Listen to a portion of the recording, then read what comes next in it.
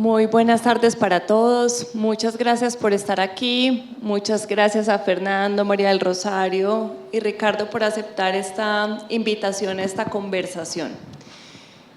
Lo primero que quiero decir es que cuando hablamos de ciudadanía y democracia, reflexiones desde la empresa, nos hace falta una palabra y es para la empresa.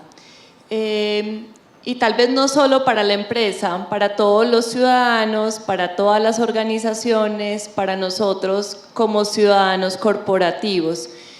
Porque justamente por eso nace esta conversación, por entendernos desde la ciudadanía corporativa, entender que tenemos derechos como ciudadanos por hacer parte de la sociedad, pero también tenemos responsabilidades y obligaciones que nos conectan y que nos ubican en este espacio importante para conversar.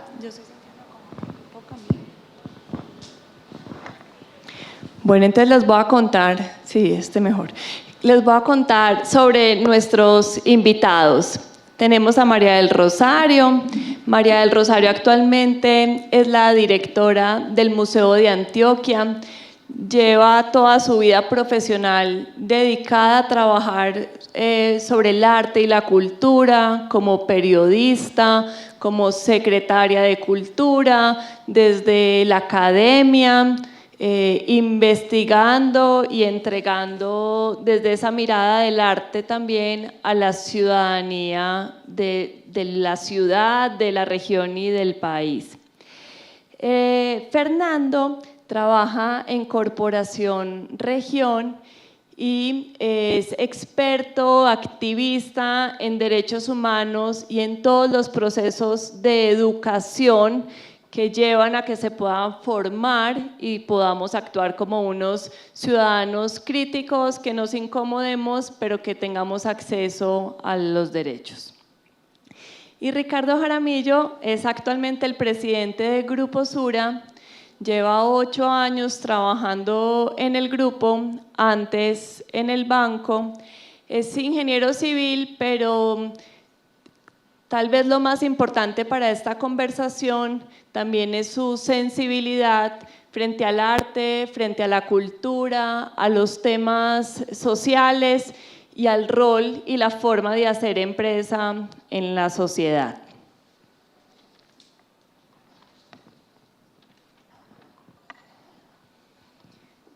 Bueno, entonces quiero comenzar haciendo una introducción a este espacio, entendiendo que esto no va a ser una discusión ni filosófica ni política sobre el concepto de la democracia. Vamos a partir desde el entendimiento que la democracia implica una participación, implica que como ciudadanos participemos, está ligada con la protección de los derechos colectivos, pero también individuales. Y en ese sentido nos convoca a todos como ciudadanos corporativos, como ciudadanos, como una empresa cultural, como una corporación, y que todos tenemos un rol y un ejercicio que realizar dentro de ese ejercicio de la ciudadanía para la construcción de un sistema, de un espacio democrático que nos permita crear bienestar para todos. Entonces quiero comenzar preguntándoles a cada uno de ustedes, casi que esta es como una conclusión anticipada de este espacio, y es: ¿cuál es el mensaje en función de la construcción de ciudadanía y democracia que ustedes quisieran dejar en cada una de estas personas, de estos ciudadanos que nos acompañan hoy? Vamos a empezar entonces con María del Rosario. Bueno, un saludo muy especial a ustedes. Muchas gracias por acompañarnos en este espacio de diálogo y de pensamiento. A Sura, a la Fundación, al grupo, muchas gracias siempre por su compañía, su presencia, mantener el diálogo abierto. A la Corporación Región, pues que es también tan vital y tan importante en los procesos ciudadanos. A Fernando, muchas gracias, por supuesto. Bueno, ¿qué quisiera yo hablar desde el Museo de Antioquia? Desde ese espacio que tengo el honor de habitar todos los días y que también está tan ligado a mis afectos y a mi vida personal, porque me siento ciudadana del centro de Medellín. y desde ahí me gustaría decirlo. Yo quisiera, si ahora lo podemos también ampliar o que ustedes pudieran seguirme el hilo de lo que yo quisiera presentar durante este rato, y es la necesidad de que como ciudadanos, como seres humanos, podamos expandir nuestro campo vital, nuestra sensibilidad, las expectativas que tenemos sobre la ciudad, la ciudadanía que queremos hacer, expandirla a la experiencia que hoy vivimos en el centro de Medellín, en donde es una experiencia, es como un laboratorio social, es una agüita hirviendo ahí permanentemente, donde recibimos los que estamos de planta, a muchos hombres y mujeres que llegan allá a sobrevivir, a vivir, a malvivir también, a sobrevivir de muchas formas en cuanto a su salud mental, su mínimo vital, a que miremos detenidamente lo que no se ve, a los niños, ¿dónde están los niños en el centro? ¿Qué pasa con los animales, toda esa fauna, ese ecosistema urbano que allí se da? A mí me preocupa que el corazón de nuestra casa, de nuestra ciudad, de nuestro departamento pueda pasar a ser casi que una periferia, y por eso invito a que expandamos esa idea de ciudad y de ciudadanía y que no rodeemos a nuestro corazón, pasemos a vivir por él, no pensemos que está sobrediagnosticado, que es demasiado vital y que lo que necesita es casi que quitarle un poco de vitalidad o darle una ritalina social, sino más bien cómo integrarnos nosotros a todo eso que está pasando allí, porque creo que es nuestro futuro. El centro más que el pasado o el lugar del patrimonio es del futuro de una ciudad y de una ciudadanía que nos está esperando. Gracias, María. Una gran invitación que además también hemos sentido desde la empresa, no solamente para los ciudadanos, sino que también las empresas podamos habitar cada vez más y nuevamente el centro de la ciudad. Ricky. Un saludo especial a todos, un honor para Sura estar aquí. Miremos un segundito lo que dice ahí, fiesta del libro y la cultura. Esto es una fiesta y para Sura que la cultura está en su ADN es un, repito, orgullo y honor estar acá con ustedes. Un saludo a Fernando. María, muy importante tu llamado, lo haces constantemente y creo que tenemos que oírlo. Esa pregunta que nos está haciendo María Mercedes de qué quisiera yo que se llevaran ustedes, lo estaba pensando ahorita en el panel anterior que estaba ahí sentado y mirando la pantalla me llamó mucho la atención el concepto que hay ahí que dice un latido común. Y yo creo, en todas estas notas que tengo aquí, que esto es un pastel, si tengo que buscar palabras que se vean varias veces, creo que el concepto de común es una de ellas, y es porque definitivamente cuando hablamos de democracia, cuando hablamos de ciudadanía, tenemos que pensar en que estamos protegiendo una sociedad, estamos trabajando por el desarrollo y por el bienestar de una sociedad desde el punto de vista de que es común, no es los intereses particulares, sino que cómo somos capaces de trascender y pensar en que es un común. Y si le ponemos el concepto de latido toca el corazón. Entonces el mensaje que quisiera que podemos tener ahí es, desde el corazón pensemos que tenemos que trabajar en lo común, que suena algo sencillo, lógico, pero que nos cuesta muchísimo. Y generalmente en todo pensamos es en lo particular. La democracia definitivamente pues es una herramienta que tenemos hoy para construir sociedad, para construir bienestar. Sura es una compañía que este año cumple 80 años y en su esencia, desde la fundación y todas las personas, las miles de personas que han transitado por esta compañía, que han vivido su cultura, buscan cómo motivar conversaciones, cómo generar reflexiones, cómo construimos criterio y conocimiento en cada uno de los territorios y de los diferentes públicos de interés que tenemos alrededor de la compañía para tener sociedades donde el desarrollo y la evolución sea un desarrollo armónico. Y generalmente ustedes pueden pensar que desde el negocio, porque Sura es un negocio y no nos debe dar pena decirlo, estamos solo pensando en generar riqueza o valor económico, pero es un fundamento mucho más profundo y es cómo generamos bienestar a una sociedad en la que, como María Mercedes dice, somos ciudadanos corporativos. Y eso se tiene que crear dándole autonomía, dándole libertad, dándole conocimiento, dándole criterio a los diferentes ciudadanos donde estamos, y nosotros vamos a incentivar siempre esa creación, muy conscientes también de algo que yo creo que es importante y que lo quiero conectar con el panel anterior, es que hay veces podemos tener, cuando vemos la democracia, como cierto pesimismo. Pues yo creo que tenemos, y a lo largo de la conversación lo tenemos que ir desarrollando, es cómo hacernos cargo de voltear un poco el tema y qué podemos hacer para que esa herramienta que tenemos con la democracia pues sea más potente y sea realmente la herramienta que queremos usar. Tengo dos ejemplos muy básicos, simplemente o muy básicos no, dos ejemplos de dos geografías, dos momentos distintos en el tiempo que ilustran algo que nos debe dar tranquilidad, es que la democracia, como todo en la vida, permanentemente está en cambio.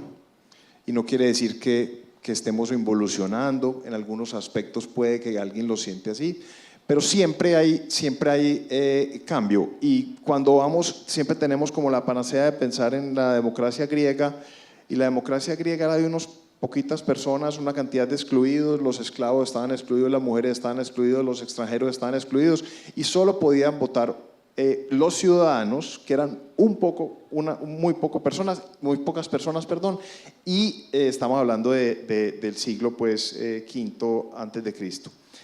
Hay un país que quiero compartirles, que es un poquito como romántico, enigmático. A los que no lo conocen los invito a que profundicen en ese país, que es Islandia.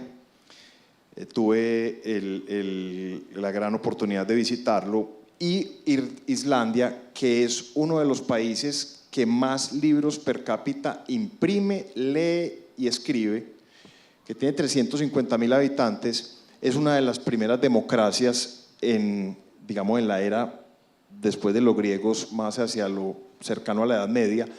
En el año 930 después de Cristo, algunos de ustedes de pronto vieron la serie Vikingos, y en Vikingos estos personajes pues, de la península escandinava llegaron a un paraíso, una cosa maravillosa, con volcanes, playas, acantilados, cómo dominaban ese territorio, y hicieron una cosa muy bonita, que era el primer parlamento. Y uno en el sur del país, uno va en un sitio espectacular, y las diferentes tribus se reunían una vez al año, y alrededor de las leyes, que las leyes las cantaban, alrededor de las leyes empezaban a discutir y a solucionar sus problemas y a ver cuáles eran los temas en común que podían organizar. Y cómo eso empezó a tener una relevancia, porque era de varios, digamos, semanas, ubican ahí, y se convirtió en una fiesta cultural, social, ambiental, y lo quería conectar porque estamos en eso y tenemos que verlo así. Y eso en ese momento les sirvió a ellos, también eran pocos los que votaban, hoy en día somos mucho más los que votamos, y tenemos que hacernos cargo de esa herramienta que es la democracia, mantenerla viva. Fernando, y como lo estaba trayendo Ricardo a colación, los libros, el conocimiento, la educación, sin duda están estrechamente relacionados con tener una democracia que cada vez evolucione dentro de esas crisis, aunque hay expertos que dicen la democracia siempre está en crisis, siempre tenemos que aprender a vivir dentro de esa ambigüedad que puede generar, pero irla construyendo. Y desde tu visión de la educación, de los derechos humanos, ¿cuál es tu mensaje hoy? Gracias. Gracias por la invitación a la Fundación Sura. a la Fiesta del Libro, al Parque Explora por prestarnos este espacio para la conversación. Escuchándoles se me vino a la cabeza una edición de la revista Desde la Región que toma una frase de una activista feminista chilena que plantea que la democracia es en la calle, en la casa y en la cama. Ahí hay un sentido inicial de reconocer que esta democracia no es solo un instrumento o una herramienta de un sistema para votar, etcétera, etcétera, sino que configura precisamente toda una promesa, digamos, de una generación de la sociedad, de generaciones de la sociedad, y que también está entroncada, digamos, con elementos de la vida cotidiana. Entonces, cuando estamos discutiendo precisamente sobre la democracia, estamos discutiendo inclusive las relaciones subjetivas de esa cotidianidad. Estamos discutiendo un asunto que región desde los procesos educativos y pedagógicos en términos de derechos humanos y de formación ciudadana, nosotros decimos hay que gozarse los derechos. Es decir, el goce efectivo de los derechos, muy conectado con la idea también de tenemos derecho a acceder a una serie de elementos de contemplación y estéticos que nos permiten acceder a eso precisamente que son los derechos. Así que los derechos no son solo mecanismos, elementos jurídicos y normativos, sino que son la posibilidad de tener una interacción que nos produce placer, que nos debería producir placer. Esa es una mirada que también ponemos desde los procesos de formación desde región desde hace mucho rato, precisamente uno sacarlo de la idea de que solo es mecanismo, instrumento, táctica y ponerlo en clave de es una manera de interacción inclusive en los escenarios íntimos, y eso por supuesto el feminismo es lo que nos permite ir avanzando. Esta activista chilena lo hace en plena dictadura de Pinochet, precisamente planteando esa otra consigna feminista de lo personal es político, ¿cierto? Entonces, esa conexión de la democracia con los entornos más cercanos, pero que también está en la calle, también es pública, es parte de lo que nosotros en la Corporación Región hemos defendido a lo largo de este tiempo. Como les decía, la democracia entonces es garantía de la posibilidad de que las personas gocen el derecho, por tanto hay una experiencia también subjetiva en ese goce del derecho. Y por supuesto también está planteado unos elementos axiológicos de valores de la democracia que están atados también al lado del ejercicio de la ciudadanía. Y otro elemento fundamental, promesa de la democracia, es integrar sin subordinar. Es decir, la promesa de la democracia nos dice toda nuestra diferencia, todo lo que somos, los pensamientos distintos, las cosmogonías, los saberes, las ciencias, las formas espirituales deben tener posibilidad y cabida en la democracia, estar integradas pero no subordinadas.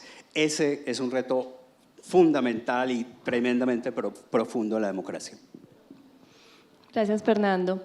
María, quiero volver contigo un poco a esa visión que nos estabas dando desde el centro, porque siempre hemos entendido al museo como ese protector del patrimonio, del arte, pero su ubicación y lo que te ha tocado también o correspondido vivir a ti como persona y como directora del museo en ese territorio, que nos cuentes esa experiencia como organización y como persona en esa construcción en el centro de Medellín. Si uno espera que un museo sea una neverita, un buen conservador, un universo estable, que no le pasen muchas cosas, casi que ir con los ojos cerrados y buscar los cuadros que a uno le gustan, y eso espera uno de los museos, y saber que están allá y que mañana abrirán y abrirán con horizontes o con este u otro cuadro, nos da una especie de confianza, como se decía ahora. Eso es una parte de nuestro trabajo. En el Museo de Antioquia consideramos que hay otra que tenemos que cumplir, y es la de vivir la audacia.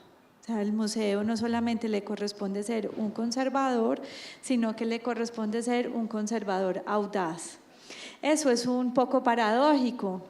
Es muy difícil porque un conservador no comete actos audaces porque podría ir en contra de su misma misión.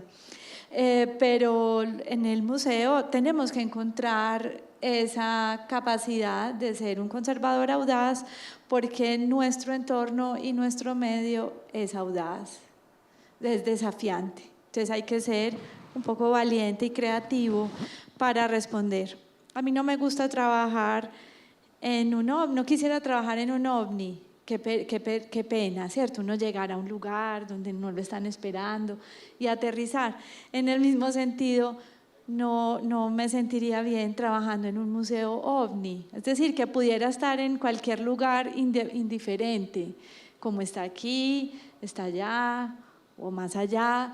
Y cuando he tenido la posibilidad de viajar y entro a esos museos ovnis, que son muy hermosos también porque son unos grandes conservadores y yo sé que mañana van a abrir y van a tener ciertas obras, salgo con un poco de angustia porque digo, wow, o sea, que alrededor están tremendos y el museo aquí como tan, como decimos en Antioquia, como tan pagado de sí mismo, ¿cierto? Tan feliz con su labor, tan feliz de conservar y tan indiferente con el afuera. Para mí es difícil trabajar en un museo ovni. Entonces, pues, en nuestra experiencia en el museo es poner ese patrimonio al servicio de las comunidades, entendiendo que todos nosotros somos también una comunidad. Comunidad no es solamente aquel que uno pensaría con condescendencia que necesita algo, porque uno no lo necesita o porque lo da por hecho que le pertenece. Nos pertenece a todos. Lamentablemente también muchas personas creen que los museos no son para ellos.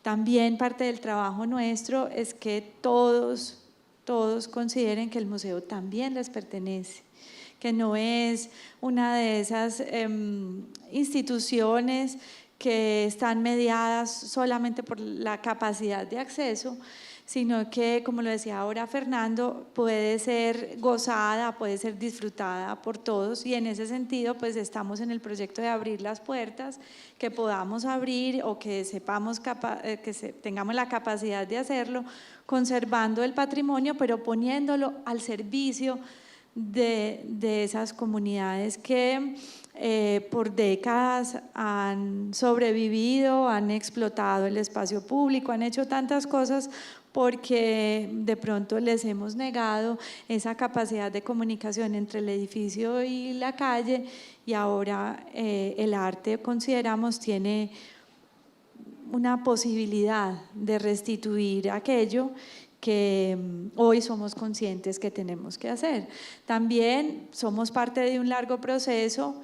En otros momentos hubo otras concepciones de la ciudad y de la gestión del arte y de la cultura, y hoy tenemos otra conciencia, hoy vemos la vida de otra manera y pues debemos ser corresponsables pues con eso que hemos procesado como ciudad. Y ese trabajo del museo de abrir las puertas para todos, incluso a veces trasciende a las puertas como visitantes para también incluirlos como artistas a través de las residencias, que eso me parece también un paso completamente diferente de inclusión mucho más profunda, pero que también fortalece al museo en ese ejercicio de su ciudadanía. Sí, nos gusta mucho trabajar con artistas que reciban la invitación que con la Fundación hemos llevado a cabo de constituir unas residencias artísticas. Y lo hacemos también con toda la riqueza del español, porque una residencia en el campo de los museos es la capacidad que tiene un artista y una institución de recibirlo por un tiempo largo, más de un día, 2, 3, un mes, pero también en nuestro alrededor una residencia es un lugar en donde hay otro tipo de intercambios. Entonces, queremos también hacerle un gesto desde el lenguaje a todo nuestro vecindario, que nosotros también somos de alguna manera un museo en residencia, un museo residente, y que nuestros artistas lo pueden ser también, y por eso pues también nosotros abrimos el espacio de Residencias Cundinamarca. sobre todo para la calle Cundinamarca, que es como el espacio en donde el aceite está más caliente y nosotros tratamos de poner ahí sobre todo un granito de arena muy fuerte, muy decidido. Ahora estamos trabajando con Mapa Teatro, a quien le hemos pedido que definitivamente vuelva a mirar a Cundinamarca con toda su riqueza y sus capacidades. El sábado pasado se hizo un performance increíble allí. Salieron nuestros payasos espectrales de Mapa Teatro a recorrer toda Cundinamarca, generando como esta paradoja entre lo clown, pero al mismo tiempo lo fantasmagórico, y fue realmente muy, muy impresionante. O sea, pues eso es lo que nosotros hacemos, no nada distinto a suscitar desde el arte una relación distinta, y el museo, la vitrina, la plataforma, la puerta, la ventana para llevarlo a cabo. Bueno, ahora pasemos, Ricardo, a pensarlo desde la empresa. Ya lo hablamos desde un museo. El rol de la empresa en la ciudadanía y la democracia usualmente ha estado limitado, como unas contribuciones muy puntuales o unas apariciones esporádicas. Incluso el término ciudadanía y democracia para una empresa a veces se puede sentir distante y que no nos corresponde. ¿Por qué desde Sura tenemos esa visión de trabajar en la ciudadanía y en la democracia, y eso cómo se relaciona con nosotros como empresa? Voy a responderte y voy a tocar dos puntos que mencionaban Fernando y María. A ver, lo primero es, lo decían en la introducción, definitivamente como ciudadanos corporativos que menciona Merce, Sura está integrado dentro de los diferentes territorios donde está, en 10 países de la región, no como un actor únicamente enfocado en hacer un negocio, en pensar en un cliente, en simplemente tener una relación transaccional, en generar una utilidad y por otro lado dar unos recursos a X o a Y entidad cultural y ya sentí que con eso quedó hecha la tarea cultural, sino que es algo que está realmente integrado en la estrategia de la compañía. Me explico, si nosotros queremos estar en una sociedad o en unas sociedades, en unos países que tengan un desarrollo armónico, tenemos que pensar no solo en el valor económico que le debemos generar a nuestros públicos de interés, sino que también lo decimos explícitamente, el valor natural, el valor social y el valor cultural. Nosotros somos un actor dentro de algo que es colectivo, somos un actor individual, como todos, como el museo, pero estamos en algo que es definitivamente colectivo. Y ahí quiero tocar lo que mencionaba Fernando, muy claro, de los derechos. Los derechos son espectaculares, pero cuando vamos al terreno de lo colectivo, los derechos van de la mano de las obligaciones. Y nosotros, como ciudadanos corporativos, tenemos obligaciones con una cantidad de territorios. Tenemos alrededor de nuestros públicos de interés, hay más de 73 millones de clientes. En esos territorios, en el museo, en el caso del centro, en muchos otros espacios, nosotros tenemos unos derechos porque participamos en esa construcción de sociedad, pero una cantidad de obligaciones, y las obligaciones pasan por generar ese tipo de conversaciones, de criterio, etc. A tu punto, María, ayer precisamente en un espectáculo muy bonito que hubo en el Teatro Metropolitano sobre una mezcla entre Gabriel García Márquez y Gabriel García Márquez, cuando escribía, oía música clásica, entonces era un evento especial porque era una pianista tocando obras que le gustaban a García Márquez con los retratos de algunas personas de 100 años de soledad, unas fotografías muy bonitas. Y alguien me decía, una de las tareas que tenemos es llevar el arte y la cultura a las personas, no esperar a que las personas vengan al arte y la cultura. Estamos convencidos, y esto le dije, tenemos los mismos puntos en común, estamos convencidos que en Sura vemos que el arte y la cultura son constructores de un tejido social y tenemos esa responsabilidad de no esperar a que vengan, sino llevárselo. Y tú en el museo estás haciendo eso, le estás llevando el arte y la cultura como sanación, y dijiste primero una olla hirviendo y después dijiste una neverita. y eres una neverita dentro de esa olla hirviendo que ayuda a bajarle la temperatura a la olla. Entonces es invitarlos a eso, esa es nuestra responsabilidad como ciudadanos corporativos, es ver la sociedad como un todo desde lo colectivo, con los derechos y con las obligaciones para no ir en contra de los derechos del otro. Gracias, Ricky. Pues quería complementar ahí algo, sino que cuando estábamos en la presentación yo le decía a Ricky, yo voy a hablar de esto, y me decía, pero ¿vas a ser moderadora o panelista? Me voy a tomar acá de panelista un minuto, que también es muy importante desde ese trabajo conjunto. Nosotros, la ciudadanía corporativa en Sura, no la podemos asumir si no tenemos unos aliados que nos permitan asumirla, que nos acerquen a esas problemáticas y a esas visiones, y pues justamente el museo y la corporación son uno de esos aliados que nos ayuda a entender nuestro rol y profundizarlo. Y pues paso a la pregunta para Fernando, ahora sí otra vez como moderadora.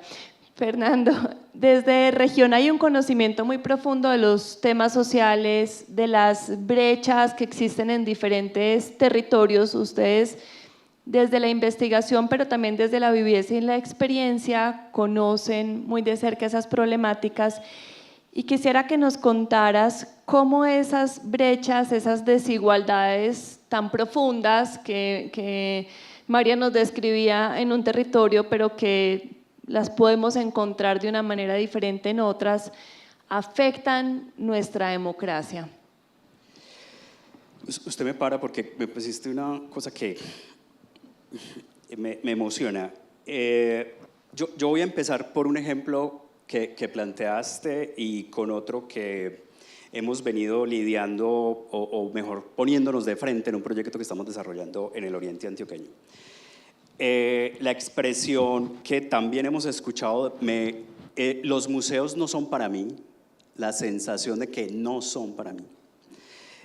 Uno podría pasarlo sobre la idea de pues no tengo acceso, pues un asunto así.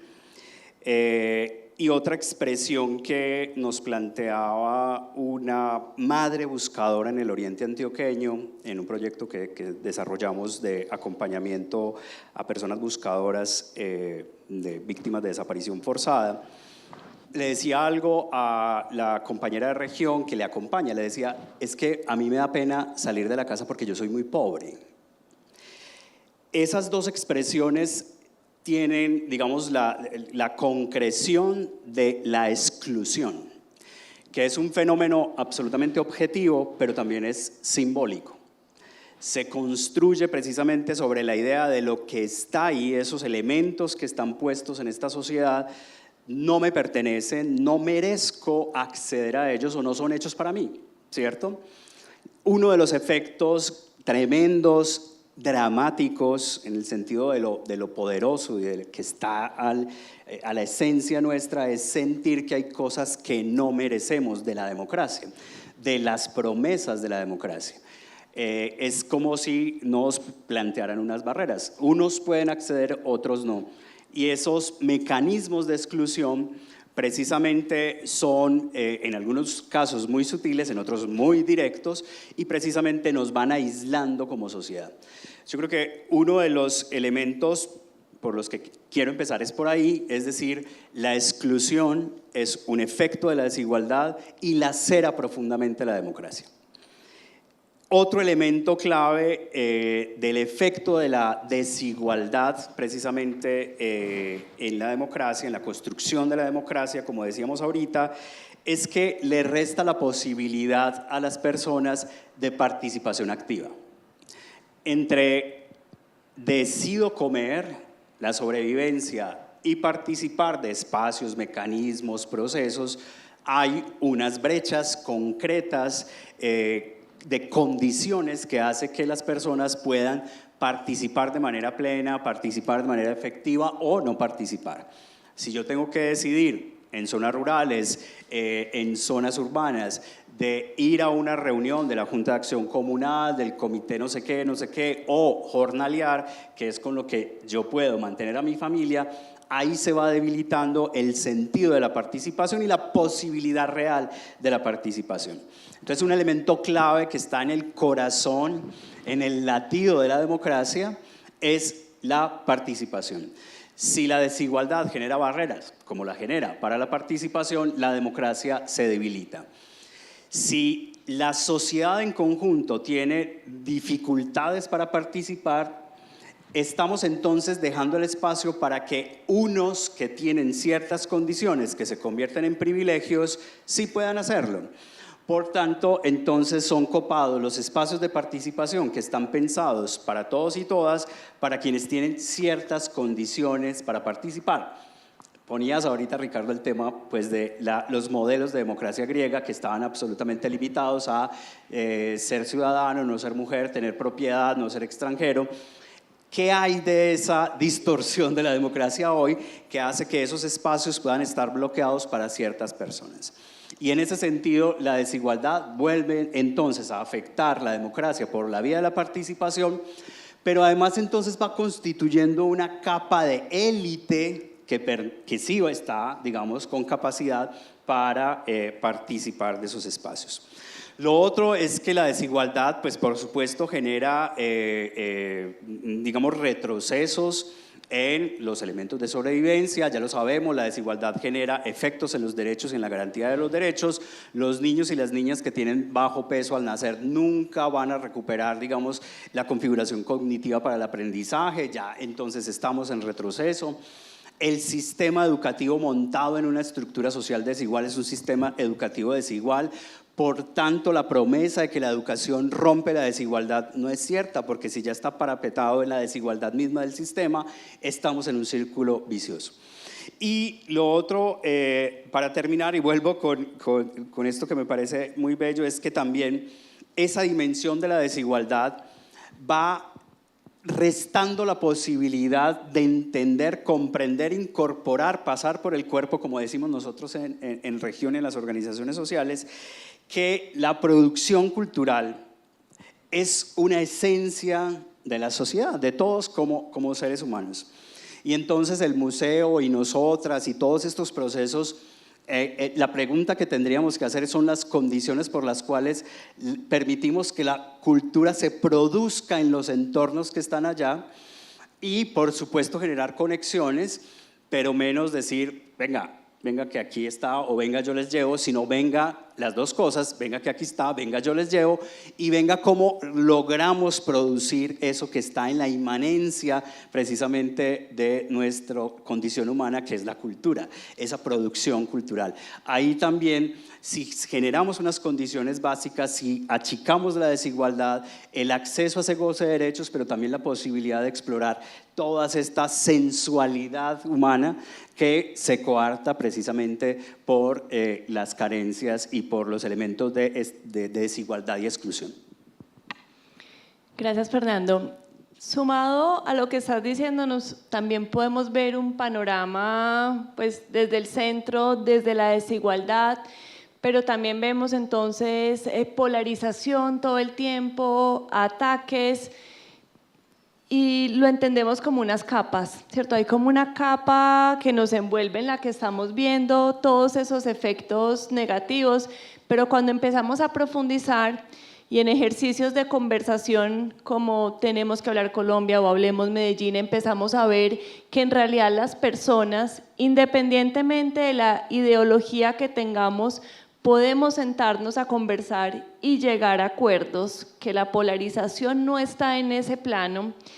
Y si pensamos en iniciativas como Pensar con Otros de Sura, en donde lo que queremos es buscar qué organizaciones están pensando en proyectos, en soluciones o en proyectos que nos ayuden a avanzar en la ciudadanía y en la democracia, y encontramos en diferentes partes del país, desde una emisora comunitaria en Santander, desde un proyecto de arte en Necoclí para migración, pero desde un proyecto de regeneración y de transformación eléctrica que va a generar un conocimiento para el mundo.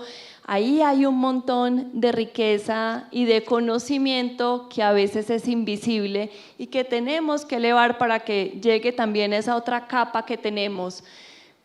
¿cómo podemos hacerlo? ¿Cómo podemos elevar ese conocimiento, ese trabajo, esas iniciativas, esa forma incluso de ver las problemáticas, que tal vez es lo que más nos ha enseñado en este proyecto?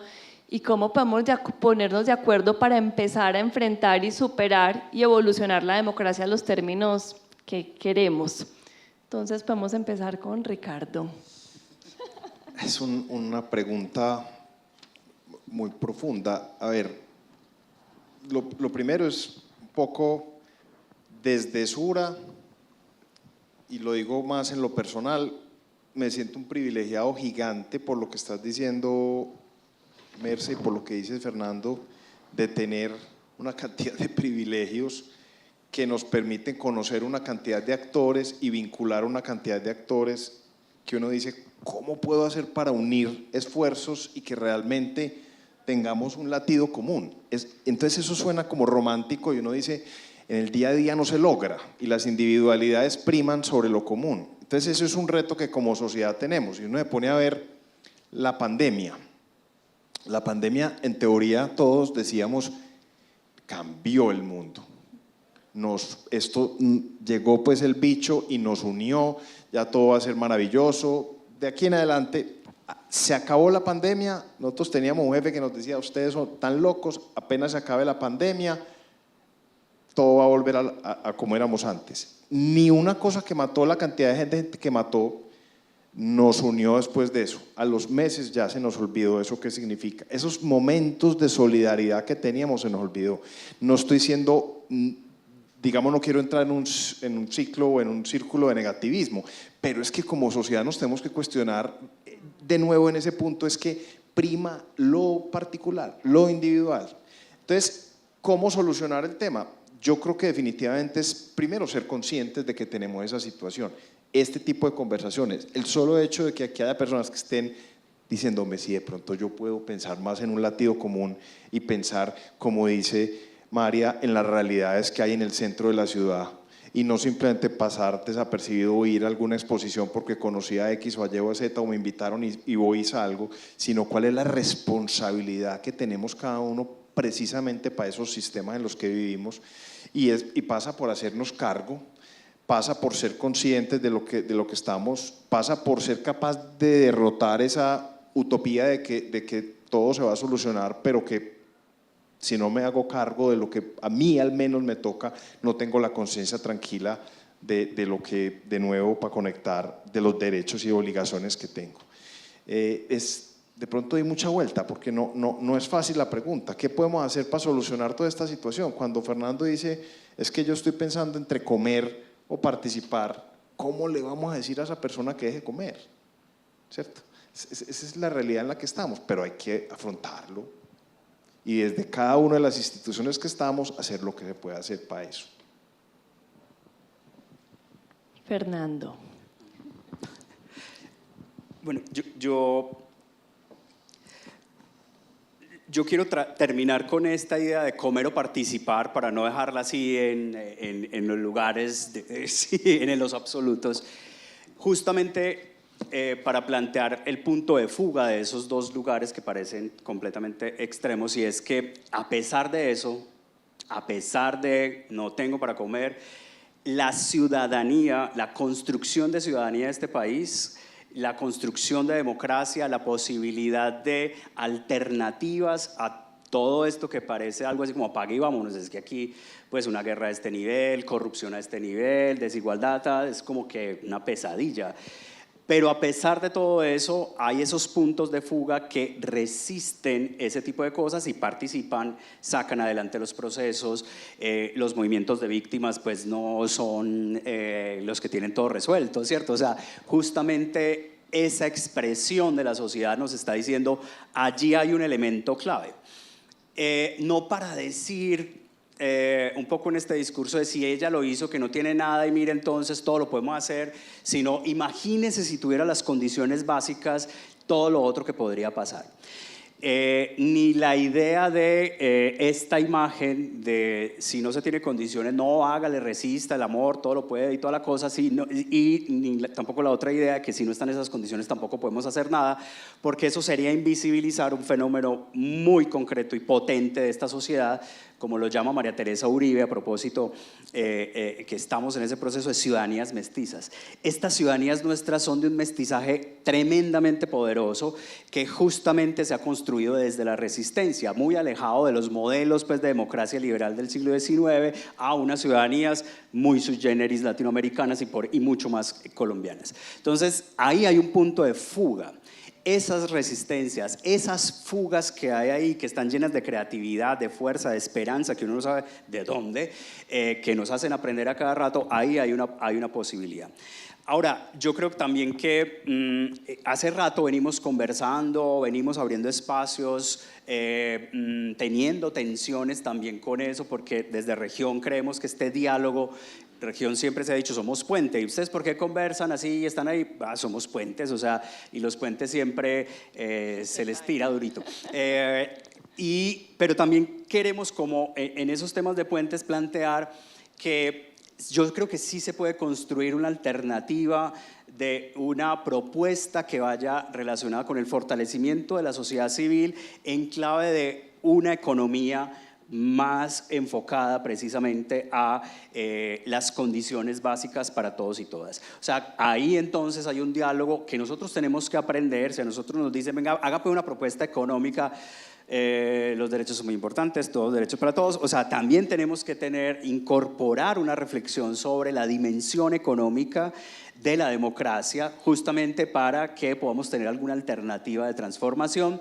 Y en ese sentido, cada quien a la cosa. Región no tiene por qué construir la estrategia económica para resolver la desigualdad del país, esa no es su lugar, pero sí puede aportar desde el conocimiento, desde otras experticias o otros saberes, más que experticias, otros saberes, la posibilidad de dialogar con esos discursos, pero poner al centro el tema de la riqueza, la generación de la riqueza, la desigualdad y la exclusión es clave para la democracia, porque o si no, pues podemos estar muy contentos con las fugas y decir por ahí es, pero necesitamos ya ir dando pasos para resolver los elementos estructurales.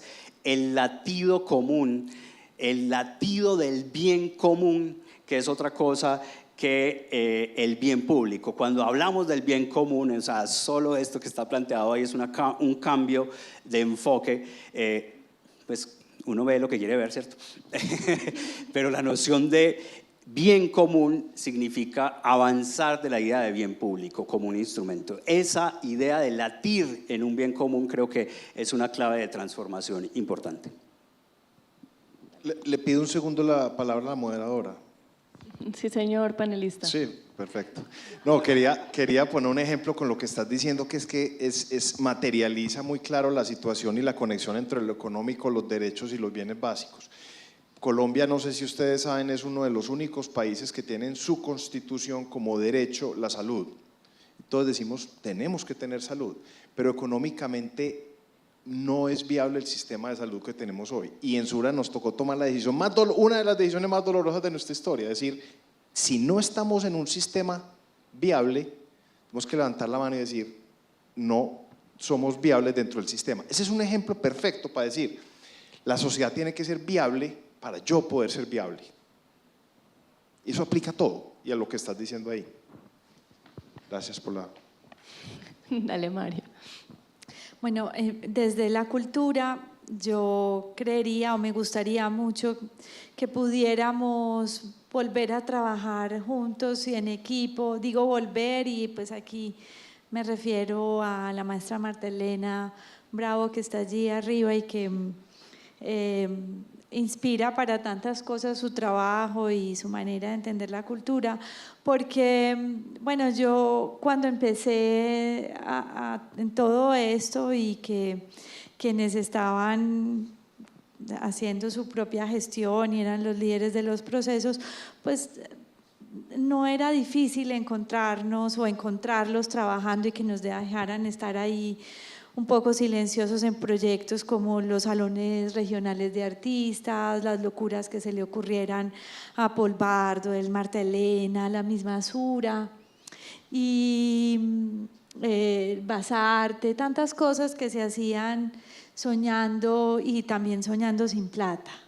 ¿Cierto? No es que esté diciendo que qué mundo tan rico cuando no había la secretaría y había menos recursos, para nada, sino que qué rico, además de tener hoy la secretaría, tener los recursos, tener estas instituciones fortalecidas, volver a trabajar juntos, en proyectos, en equipo. Y en eso, pues muy bonita la propuesta de cultura latinoamericana que nos pone a trabajar entre países, pero qué bueno volver a trabajar entre nosotros. También como nos lo enseñó Región, los seminarios de Medellín Alternativas de Futuro, qué bueno volver a bajar la escala y pensarnos algo para nosotros mismos. Inclusive, qué buen ejercicio que no tuviera que ser para ver cómo nos juntamos, para ir donde el SECRE y proponerle una cosa de 1.000 millones de pesos donde vos te hagas esto o lo otro, sino por el gozo de juntarnos y de hacer una cosa bien poderosa que nos lleve a otro nivel de trabajo. Yo sé que es una utopía, pero no es una locura. Y de eso venimos, somos hijos de ese momento. No me estoy inventando, no estoy idealizando nada. Fueron las raíces, el principio del principio. A mí me gustaría retomar un poco de eso y trabajar en equipo y volver a hacer un salón regional, por ejemplo, entre nosotros, o un salón Medellín, o cualquier cosa, o un Basarte, lo que sea, y trabajar en equipo. Gracias, María. Bueno, gracias a los tres por esta conversación. Yo quisiera dejar con esta invitación que hace María, la que hizo Ricardo, de hacernos cargo de poder construir unas economías más incluyentes en la que todos tenemos un rol y todos podemos participar, y volver a abrir esa puerta que también nos conecta con nuestra memoria, con la identidad y con la forma en la que hemos construido esta ciudad y esta región. Muchísimas gracias a todos. Gracias a todos.